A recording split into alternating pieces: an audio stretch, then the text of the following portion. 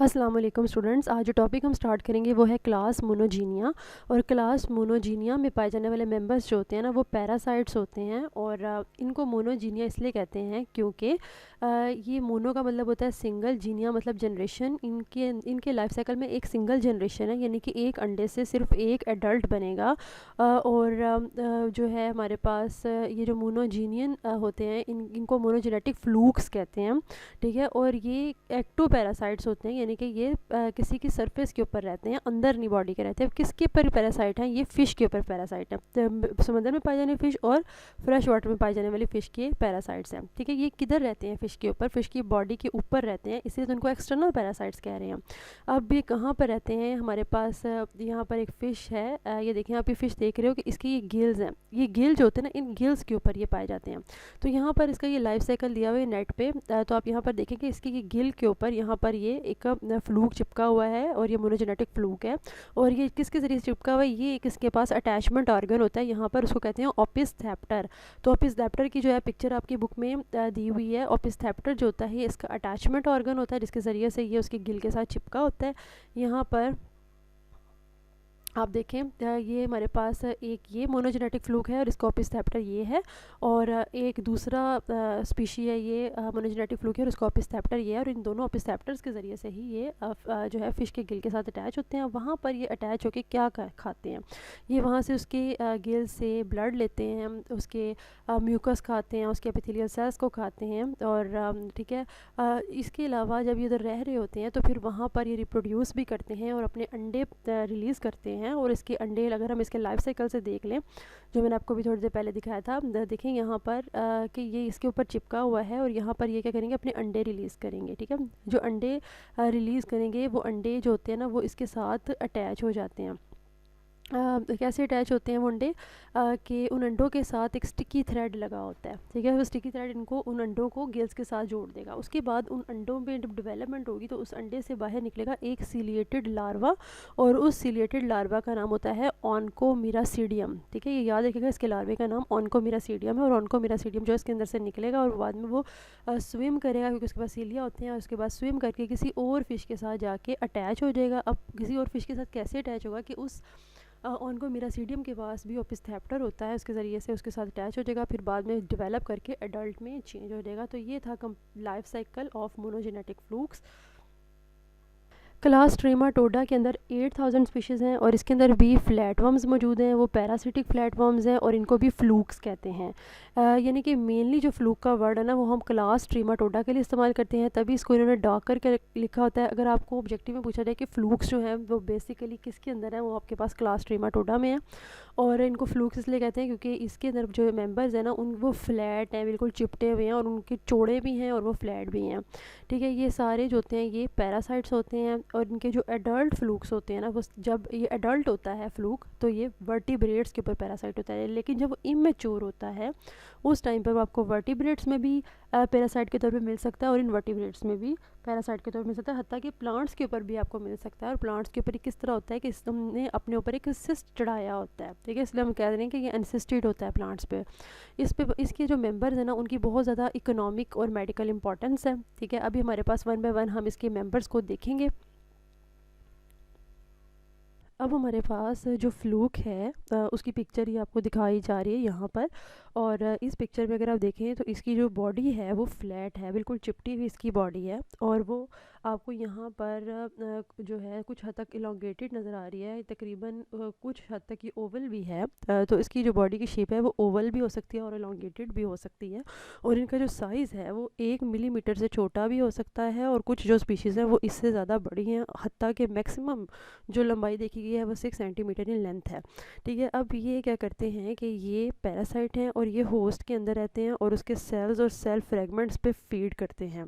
ठीक है। Digestive tract अगर हम इसका देखें तो इसके पास यहाँ पर ये देखिए ऊपर माउथ है, उसके बाद इसके पास फेरिंग्स होती है, ये फेरिंग्स है, और ये मसल्स की बनी हुई होती है, और ये पंपिंग करती है, मस्कुलर पंपिंग फेरिंग्स है।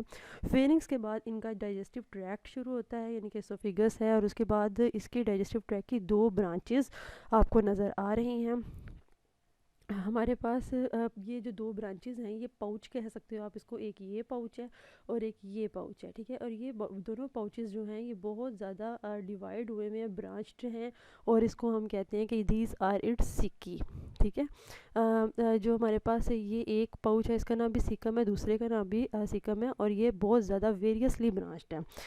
और उसके बाद जी हमारे पास ये खाते किस तरीके से हैं, तो ये क्या करते हैं कि अपनी जो न्यूट्रिशन है उसको कुछ हद तक एब्जॉर्ब करते हैं अपनी बॉडी से न्यूट्रिएंट्स को क्रॉस देयर बॉडी वॉल, यानी कि जिस होस्ट के अंदर रहेंगे उस होस्ट की बॉडी के अंदर जो भी न्यूट्रिएंट्स होंगे वो उनको ये अपनी जो स्किन है या जो इसकी सरफेस है उससे ये एब्जॉर्ब करेंगे, ठीक है। तो अब इसकी जो जो इसकी बॉडी है इस पूरे फ्लू की, इसकी बॉडी वॉल किस तरह की होती है उसको हमने देखना है। तो जो बॉडी वॉल का स्ट्रक्चर होता है वो तमाम फ्लूक्स का एक जैसा होता है, और जो इनका बॉडी वॉल होती है वो ऐसे अल्लाह ताला ने बनाई है कि ये पैरासिटिक लाइफस्टाइल के मुताबिक पूरी फिट होती है, ठीक है। यानी कि इनकी जो एपिडर्मिस होती है उसकी बिल्कुल जो बाहर वाली लेयर होती है उसे हम कहते हैं टैग्यूमेंट, और टैग्यूमेंट के ज़रिए से ही न्यूट्रिएंट्स को एब्जॉर्ब करते हैं। टेग्यूमेंट बिल्कुल ऐसे ही है जैसे कि इनके ऊपर एक शील्ड हो, एक कवरिंग सी हो, और जो बिल्कुल बाहर वाली कवरिंग है इनकी बॉडी के ऊपर उसको हम टेग्यूमेंट कहते हैं। जो टेग्यूमेंट होता है ना वो एक सिंसीटियम होता है। सिंसीटियम का ये मतलब होता है कि उसके अंदर जितने भी सेल्स होंगे ना वो सारे सेल्स जो होते हैं उनकी अंदर प्लाज्मा मेम्ब्रेन्स नहीं होंगी, बल्कि एक पूरा ऐसा होल सा इसके ऊपर चढ़ा होता है जिसके अंदर ढेर सारी जो है सेल्स आपस में फ्यूज़ हुए होते हैं, ठीक है ना। तो उसको हम कहते हैं सिंसीटियम, ठीक है। और जब टैग्यूमेंट जो होता है इसके ऊपर, उसकी अगर हम उसको माइक्रोस्कोप से देखें और उसकी लेयर्स देखें तो उसकी लेयर्स जो है वो हमें इस पिक्चर में इन्होंने दिखाई हैं। ये पिक्चर जो है आपके सामने, इसको बड़ा कर लेते हैं,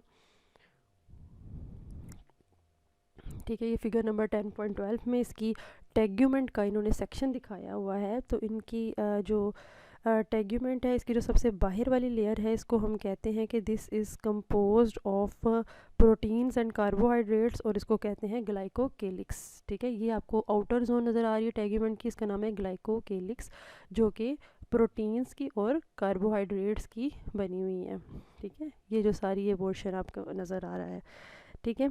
और ग्लाइकोकेलिक्स का काम क्या होता है कि ये न्यूट्रिएंट्स, वेस्ट और गैसेस को बॉडी वॉल से गुजरने देता है, ठीक है। जो भी न्यूट्रिएंट्स होंगे वो अंदर दाखिल हो सकते हैं, और जो वेस्ट होते हैं वो इससे बाहर निकल सकते हैं, ठीक है। इसके अलावा ये क्या करता है कि ये फ्लूक को बचाता भी है, क्योंकि ये बिल्कुल बाहर वाली जोन है, बाहर वाली एरिया है। तो ये जब फ्लूक जो किसी होस्ट के अंदर रहता है तो उस होस्ट के एंजाइम्स क्या करते हैं कि वो उस फ्लूक को डाइजेस्ट करने की कोशिश करते हैं। तो ये जो ग्लाइकोकेलिक्स है ये इसको होस्ट की एंजाइम्स से डाइजेस्ट होने से बचाती है। उसके बाद जी हमारे पास इसी ज़ोन के अंदर माइक्रोविलाए मौजूद हैं जो कि न्यूट्रिएंट्स के एक्सचेंज में हेल्प करते हैं। ये आप देख रहे हो कि ये माइक्रोविलास है, और ये क्या करते हैं, इनकी वजह से जो न्यूट्रिएंट्स हैं वो इसके अंदर दाखिल हो सकते हैं, ठीक है।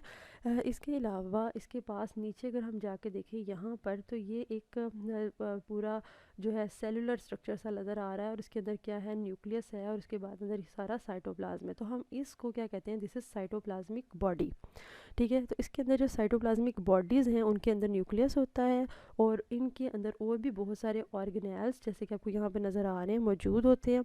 और ये ऑर्गेनेल्स वगैरह ये सारा कुछ होता है ये बेसमेंट मेम्ब्रेन के नीचे होता है, यानी कि ग्लाइकोकेलिक्स के बिल्कुल नीचे बाद में आ जाएगी बेसमेंट मेम्ब्रेन। ये जो मेम्ब्रेन आपको नज़र आ रही है बेसमेंट में, और उस बेसमेंट मेम्ब्रेन के नीचे साइटोप्लाज्मिक बॉडीज़ मौजूद होती हैं जिनके अंदर न्यूक्लियस और डिफरेंट ऑर्गेनेल्स होते हैं। उसके बाद जी हमारे पास साइटोप्लाज्मिक ब्रिजेस को हम डिस्कस कर लेते हैं। ये पतले पतले से प्रोसेसेस हैं जो कि इनको सिलेंडर कहा गया आपकी बुक में, सिलेंडर सेल प्रोसेसेस। और ये क्या करते हैं कि ये कनेक्ट करते हैं साइटोप्लाज्मिक बॉडीज़ को with the outer zone of tegument, यानी कि साइटोप्लाज्मिक बॉडी जो है ये टैग्यूमेंट के साथ मुंसलिक किस तरीके से है, इन साइटोप्लाज्मिक ब्रिजेस के ज़रिए से। तो ये तो था टैग्यूमेंट का सेक्शन हमने जो देखा, ठीक है। उसके बाद नेक्स्ट जो है हमने पढ़नी है सब क्लास एस्पिडोगैस्ट्रिया, जो कि क्लास ट्रिमाटोडा के अंदर ही आती है। इसकी सब क्लासेस हैं, सब क्लास एस्पिडोगैस्ट्रिया, ये अब आप पढ़ेंगे नेक्स्ट।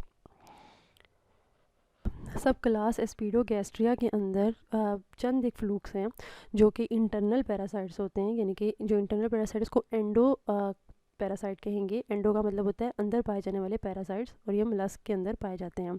इनके पास अगर इन पैरासाइट्स को देखें, इनकी बॉडी का स्ट्रक्चर हम देखें तो इनके ये बॉडी का स्ट्रक्चर ये आपको नज़र आ रहा है, ठीक है।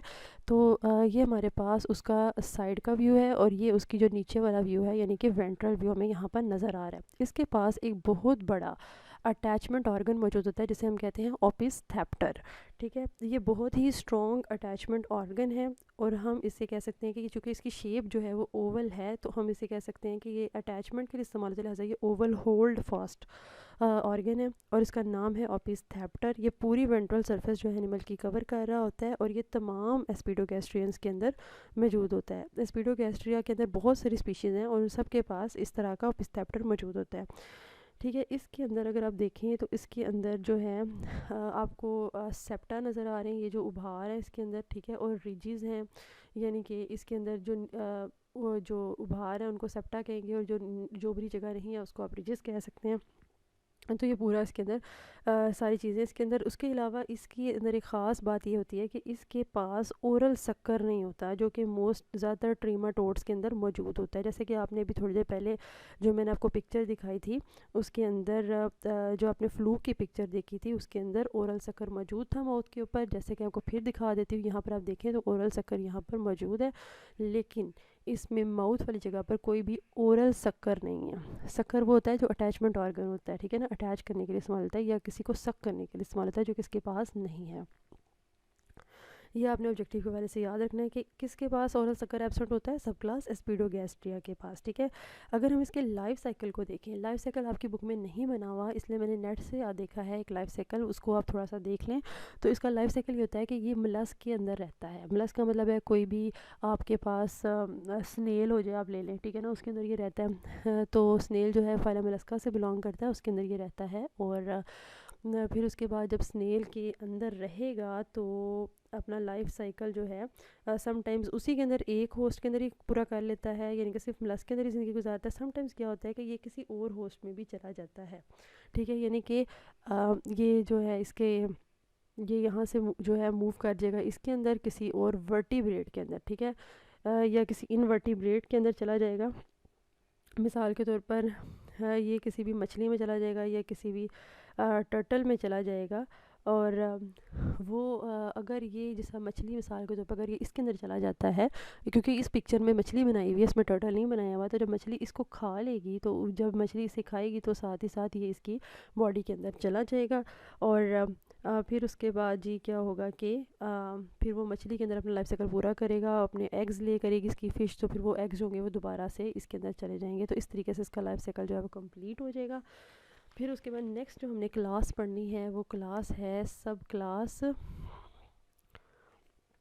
डाइजीनिया, ठीक है, सब क्लास डाइजीनिया इसके बाद नेक्स्ट हमने करनी है। सब क्लास डाइजीनिया आपको मैं नेक्स्ट लेक्चर में करवाऊँगी, ठीक है। अल्लाह हाफिज़।